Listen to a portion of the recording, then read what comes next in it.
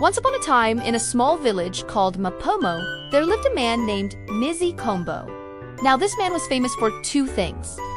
No, his enormous mustache, which looked like two squirrels fighting, and Nu, Doisa's goat, Princess, who thought she was royalty. No ordinary goat. She didn't eat grass like the other goats. Oh no. Princess preferred chapati mandazi, and sometimes even Fanta. Mzee Kombo swore that once she even tried to order chips Maya at Mama Amina's kiosk. Now, Mama Amina was the kind of woman who sold tea and knew all the gossip before it even happened. In fact, when Princess escaped, she was the first to know. That's because her kiosk was the village's central intelligence agency. That's where everyone gathered to discuss everything, including their goats and chickens. So when Mzee Kombo woke up one morning to find Princess missing from her pen, he knew exactly where to go. On the gate, he found a note written in shaky handwriting. "Don't look for me. The grass here is not good enough. I am looking for better pasture." Princess Mzee Kombo almost fainted.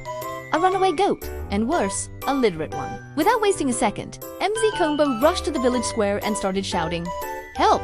My goat has run away!" The villagers gathered. There was Mama Amina, who sold tea and knew all the gossip. There was Juma, the Boda Boda rider who claimed he once gave a lift to a chicken. And there was also Fatuma, who never missed an opportunity to laugh at Kombo. So when Kombo told them his goat had escaped, Fatuma couldn't hold back.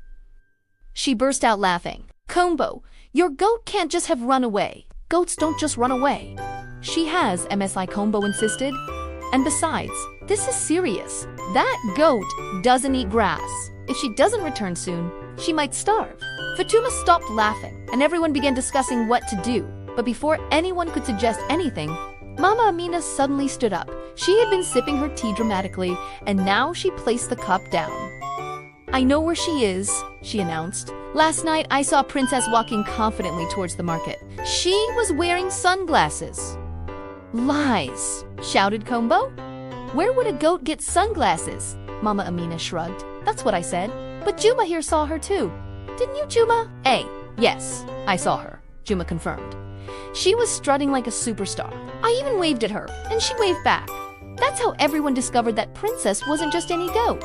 She was a trendsetter, a fashionista, a rebel, a goat with a taste for the finer things in life. They found her first at the market. She had already chewed half a red dress. The clothes seller was screaming, "What? Watcha, you stupid animal! Stop eating my merchandise!" Then they found her at the barbershop. She was standing in front of the mirror, refusing to leave until they sprayed her with cologne.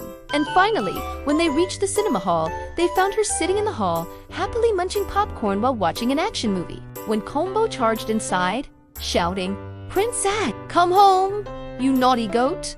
Princess pretended not to hear. She was too busy watching the hero punch the villains. Kombo tried to grab her, but she leaped over the seats like Jackie Chan. Popcorn flew everywhere. Children screamed with excitement. One even shouted, "Best movie ever," so they chased her through the streets. She Otran Kombo dodged Boda Bodas, and at one point even joined a wedding procession where they mistook her for part of the entertainment.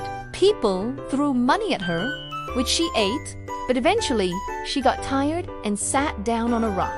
Then she noticed a very familiar chapati being held by none other than Mzee Kombo. "Princess," he whispered, "come to Baba." Princess froze.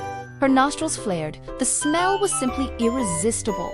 Slowly, dramatically, she started walking toward him. Kombo's heart beat fast. Was this the end of the chase? Would Princess finally come home? Of course it was. After all, a goat can only resist the smell of chapati for so long. And as Kombo held her tightly, he knew in his heart that his goat would try to escape again. The next morning, he found a new note.